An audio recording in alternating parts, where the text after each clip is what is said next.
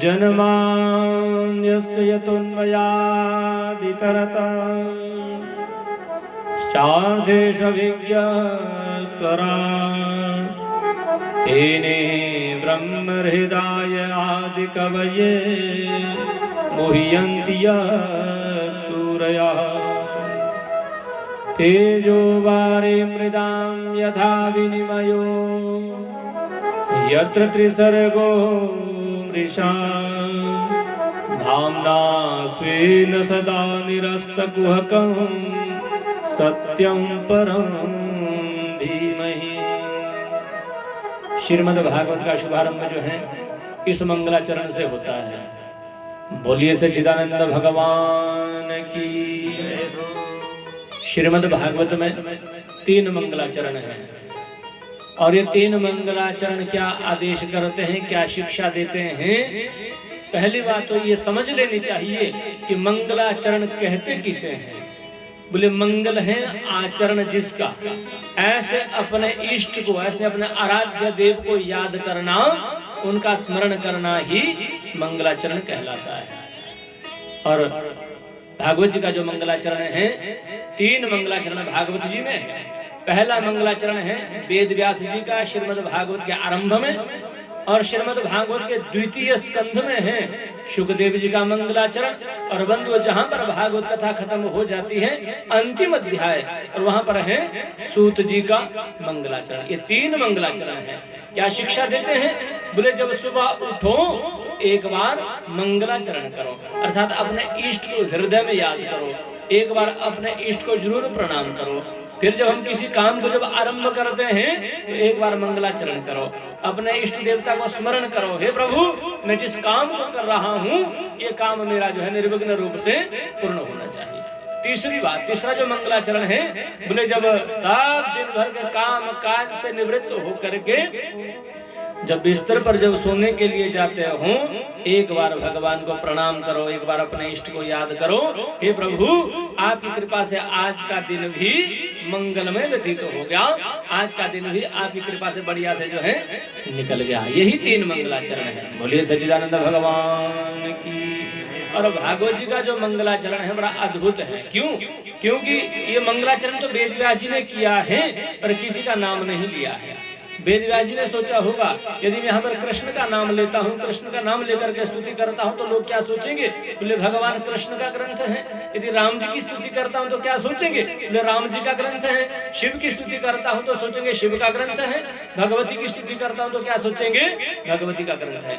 इसलिए किसी देवता का नाम ना लेकर के एक ऐसा शब्द लगा दिया जिसमें 7 देवता भी समाहित, और वो शब्द है सत्यं परं धीमहि। मैं सत्य की बार बार जो है वंदना करता हूँ, सत्य को बार बार जो है प्रणाम करता हूँ। और सत्य में कृष्ण भी है, राम भी है, नारायण भी है, ब्रह्मा भी है, शंकर भी है, देवी भी है, सूर्य भी है, चंदा भी है, यम भी, कुबेर, 7 देवता जो है सत्यं परं धीमहि। मैं सत्य को बार बार वंदन करता हूँ, सत्य को बार बार जो है प्रणाम करता हूँ। और यहाँ पर सत्य किसे कहा है? बोले भगवान कृष्ण को ही सत्य माना है। बोलिए सच्चिदानंद भगवान की। भगवान कृष्ण जब गर्भ में जब थे तो देवताओं ने स्तुति की, और स्तुति किस मंत्र से की? सत्यव्रतम सत्य परम त्रिसत्यम सत्य से योनि निहितम च सत्ये सत्यस्य सत्यामृत सत्य नेत्रम सत्यात्मकम त्वां शरणं प्रपन्ना। इस श्लोक से स्तुति की। और ध्यान देना इस श्लोक में जो है 9 बार सत्य शब्द का प्रयोग किया है। बोलिए सच्चिदानंद भगवान की जय। और श्रीमद् भागवत का जो मंगलाचरण है इतना ध्यान दीजिए, वैसे इसको समझना कठिन विषय भी है। और ये जो है एक सूत्रात्मक भाषा है। सूत्र होता है बंधु छोटा, और उसकी जो परिभाषा बनती है वो बड़ी बनती है। ये जो सूत्रात्मक जो भाषा है, ये जो मंगलाचरण है, इसमें भगवान कृष्ण के जन्म से लेकर धराधाम तक, जब तक भगवान ने राजपाट किया, जब तक पृथ्वी पर रहे, और उसके बाद जानने का जो विषय है, ये सब भागवत जी के इस मंगलाचरण में विराजमान है। इतना समझ लीजिए कि श्रीमद् भागवत के 10वें स्कंध का पूरा निचोड़ जो है इसी श्लोक में है। और श्रीमद् भागवत के 10वें स्कंद में 90 अध्याय हैं और 90 अध्यायों का निचोड़ मात्र एक ही श्लोक में मिलता है। बोले सच्चिदानंद भगवान की जय हो। और ये सूत्रात्मक भाषा है, इसको समझना कठिन विषय भी है, इतना समझ लीजिए। जन्माद्यस्य तुन्वयाद तरतश्चार्थेषु स्वराट। बोले जिसका जन्म नहीं, जो जिसकी मृत्यु नहीं, जो आदि में भी था, जब चल रहा है तब भी है और बाद में भी वही रहेगा।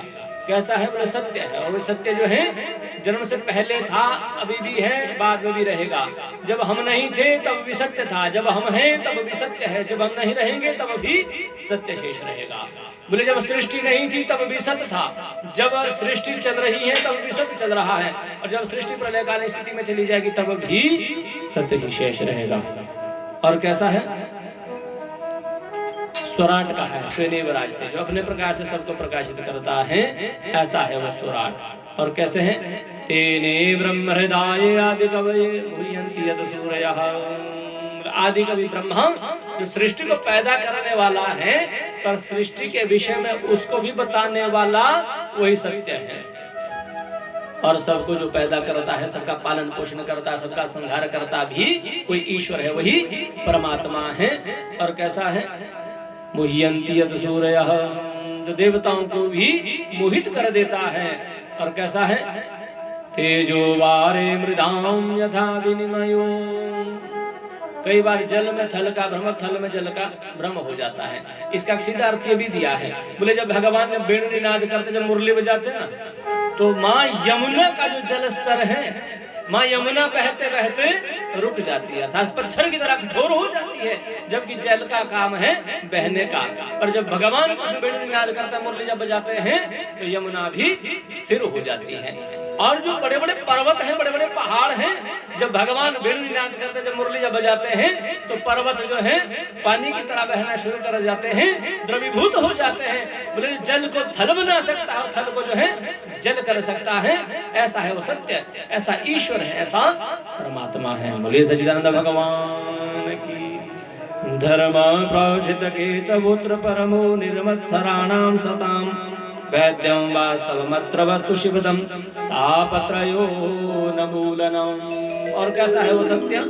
बोले भागवत कथा ही जो है सत्य का कथा कही है, इसलिए क्योंकि किसकी समझ में आने वाली है? मत्सराणाम सताम। बोले किसके लिए कही है? काम क्रोध मोद मद मत्सर से जो रहित हो चुके हैं, उनकी समझ में ही भागवत कथा सकती है। और कैसी है भागवत कथा? तापत्रयो न मूलनम। तीनों प्रकार के तापों का नाश करने का यदि किसी में सामर्थ्य है तो है भागवत कथा में। और ऐसा कहा है, बोले सुनने का भाव भी प्रकट हो जाए, भाई चलिए खड़ेड़ में कथा चल रही है, आज कथा सुनते हैं, ऐसा मन में अगर भाव भी प्रकट हो गया, समझो भगवान उसी समन्ताकरण में प्रकट हो जाया करते हैं। और कैसी है? तापत्रयो न मूलनम। तीनों प्रकार के तापों का नाश करने का सामर्थ्य भी इस भगवान की कथा में है। बोलिए सच्चिदानंद भगवान की। और यहाँ पर शौनकादि ऋषि ने कहा, महाराज आपने भागवत के विषय में बड़ी प्रशंसा की, भागवत की, ये भागवत जी प्रकट कैसे हुए हम जानना चाहते हैं। तो सूत जी कहते हैं, ऋषियों